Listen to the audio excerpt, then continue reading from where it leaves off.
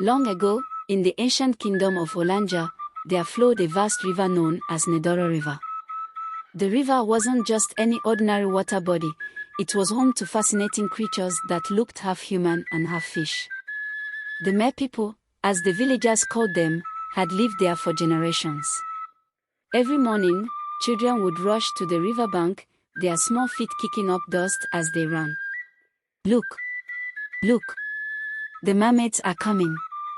A child would shout, pointing at the water where blue scales sparkled beneath the surface. The adults would gather too, watching the peaceful scene as mer people swam near the surface, sometimes waving to the humans. The fishermen would carefully navigate their boats around the areas where mer people swam, and there was an unspoken agreement about sharing the river's resources, but peace never lasts forever. One fateful morning, Ejike, one of the most respected fishermen in Olanja, went out early to cast his nets. The sun had barely risen, and mist still clung to the water surface. As he threw his nets, they landed in an area where young mer children were playing. "Human, you're too close to our children," a merman shouted, his voice sharp with warning. Ejike pulled at his nets. "I've been fishing here for 20 years. These waters belong to everyone, not where our children swim." The merman's face darkened with anger. Other mer people began surfacing, their faces worried. A young mer child swam too close to one of Ejike's nets and became tangled. "My son," a mermaid screamed, diving toward the net. In the chaos, as mer people tried to free the child, and Ike tried to protect his nets, something went terribly wrong. The mer child was hurt, and the angry mer people killed Ejike. Ejike's body was found floating in the river. The news reached King Nana within the hour. The king sat on his throne, his face growing darker as the village elder explained what had happened. "Your Majesty," the elder finished, "the people are afraid. If the mer people can kill our best fisherman." King Nana stood, his voice thundering through the throne room. "Bring me my advisors and send word to every village along the river." That evening, the king made his proclamation from the palace steps. "They have taken one of our own," he thundered, his voice echoing off the stone walls. "From this day forward, no more person shall be permitted to swim at the surface of Nedoro River. Any who dare defy this decree shall face immediate death. The peace between our people is forever broken." The decree changed everything. The merfolk retreated to the river's bottom where they established their own kingdom under Obimiri, a strong and wise merman who became their king. Years passed, and in the underwater kingdom, life adapted to the darkness of the deep. Obimiri's daughter Marima grew into a curious young mermaid who often asked questions about the world above. One day, while helping her mother Ige prepare their home for a celebration, Marima couldn't contain her curiosity. "Mother," she said, "what's it like at the surface?" Ige paused, memories flickering across her face. "Why do you ask, my dear?" "I hear the older ones talking sometimes about how things used to be.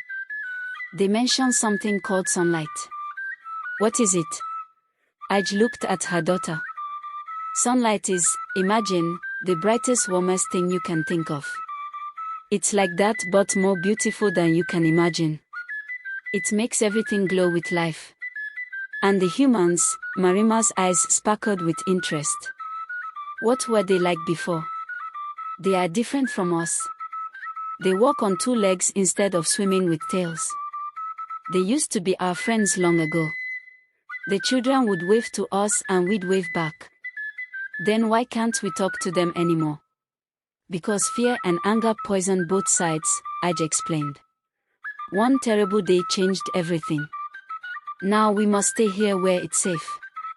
But Marima couldn't stop wondering about the surface world. Late at night, when everyone else slept, she would swim as high as she dared, almost but not quite breaking the surface. The faint moonlight that filtered down fascinated her. One morning, King Obimiri noticed his daughter's distraction during their breakfast. "What troubles you, my daughter?" he asked. "Father, why must we live in darkness? Surely not all humans are cruel. Obimiri's face grew serious. Marinma, you don't understand the danger. The humans blame us for the death of one of their own. Their king has ordered our death if we are seen at the surface. But that was so long ago. Maybe things have changed. Some things don't change, my dear. Promise me you won't go to the surface. Marima remained silent, and her father sighed heavily. Meanwhile, in the palace above, Prince Idesi was facing his own struggles. His father, King Nana, had summoned him to the throne room for what had become a regular argument. Son, the king said, I've received another message from King Ova. His daughter would make an excellent match. Idesi sighed, running a hand through his dark hair. Father, I understand, but... No buts. King Nana slammed his fist on the table. Every suitable young woman in the kingdom has been presented to you. What more are you waiting for? I want to marry for love, Idesi replied quietly. Is that so wrong? Love, the king scoffed. Love is a luxury we cannot afford. We need stability. And what about my future? Idesi asked quietly. Your future is the kingdom, King Nana shouted. When will you understand that? Your personal desires don't matter. They should matter to my father, if not to my king, Idesi replied, then immediately regretted his words. Get out, the king said, his voice dangerously quiet. Get out of my sight till you're ready to act like the prince you're supposed to be. Seeking solace, Idesi found himself walking toward the Nedoro River. The moon cast a silver path across the water as he settled on a fallen log near the bank. The gentle lapping of waves against the shore always helped calm his troubled mind. That's when he saw her. A head emerged from the water, followed by shoulders and the most beautiful face he had ever seen. A mermaid, her scales had an unusual glittering blue tint. The eyes met and for a moment, neither moved. Please, she whispered, don't call the guards. You shouldn't be here. It's dangerous. I know, Marima said, moving closer to the bank. But I had to see what it was like up here. Everything is so different. The air, the sounds, the way light moves. I'm Idesi, he found himself saying. I'm Marima. She smiled and Idesi felt his heart skip a beat. This is my first time seeing the surface. Is that the moon? Yes, he said, pointing upward, and those are stars. They are beautiful, Marima breathed, her eyes wide with wonder. We can see little bits of light through the water, but nothing like this. They talked for hours, that night, sharing stories about their different worlds. Idesi told her about life in the palace, the pressure to marry, his dreams of finding true love. Marima spoke about the underwater kingdom, her father's wisdom, and her burning curiosity about the surface world. Hours passed like minutes. I should go, Marima said as the sky began to lighten. My mother will be worried. Will you come back tomorrow night? Idesi asked, hopefully. Marima hesitated, then nodded. Yes, but we must be careful. When she returned home, her mother was waiting. Where have you been? Ij demanded, her face pale with worry. I just wanted to see the surface. Marima, have you lost your mind? They will kill you if they catch you. Mother, maybe they're not all as cruel as you think. Not cruel, Ij's voice rose. They would kill you without a second thought. Promise me you won't go up there again. But Marima couldn't make that promise. Night after night, she and Idesi met by the river. They shared stories, dreams, and eventually their hearts. Their love grew deeper with each meeting, despite the danger.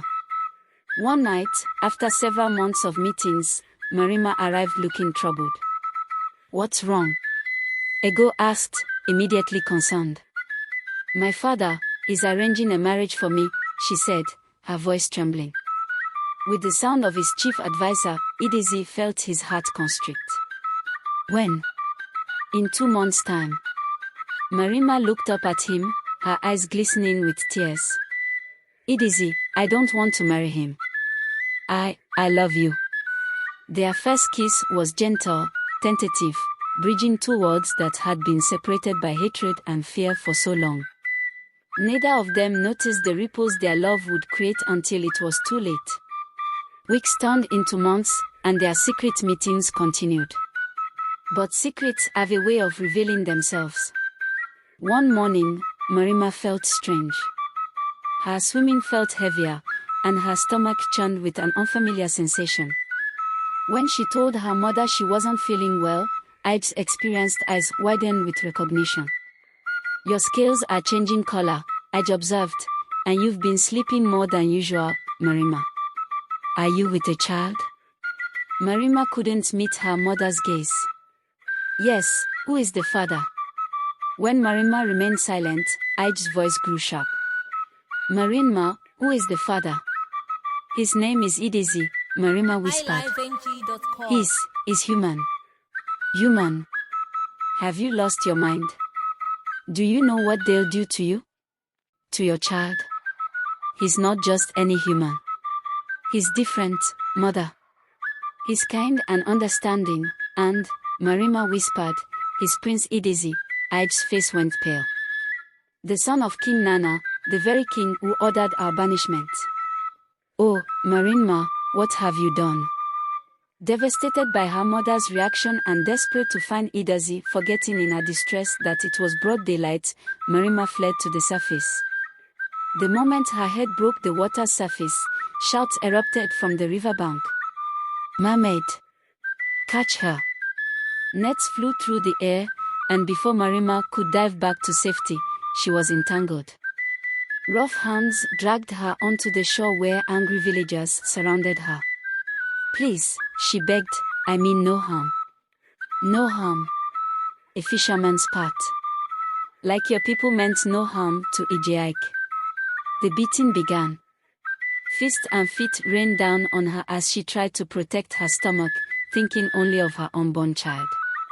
In the palace, a guard burst into the throne room. Your Majesty, they've caught a mermaid at the river. Idisi's heart stopped. Without a word to his father, he ran, his legs bound as he sprinted through the village, praying he would reach her in time. But when he arrived, it was too late. Marima lay still on the riverbank, her shiny blue skates dotted with dirt and blood. The crowd fell silent as their prince fell to his knees beside her. What have you done? He whispered, then louder. What have you done? You've killed them both, my love and my child. The crowd stepped back, shocked by his words. King Nana, who had followed his son, stood frozen at the edge of the gathering. From the river came a sound like thunder, and the water began to churn. Obimiri, king of the merfolk, rose from the depths, his trident glowing with power. Behind him, an army of merfolk broke the surface, their faces twisted with grief and rage, ready to bath the river red with blood. Finally, it was Lled who stepped forward to broker peace. Standing before both kings, she spoke. My daughter died for love. Let her death be the last. Let her story teach us that hatred only breeds more hatred. Why love? Love might have shown us a better way. A new treaty was drawn up. The merfolk would no longer be banned from the surface, and humans would no longer react with violence to their presence. It wasn't perfect, but it was a beginning. Prince Idisi never married. He devoted his life to maintaining peace between the two peoples, and every night until his death, he would sit by the river, remembering the love that changed two kingdoms. Thanks for watching, guys, and I will see you in my next story.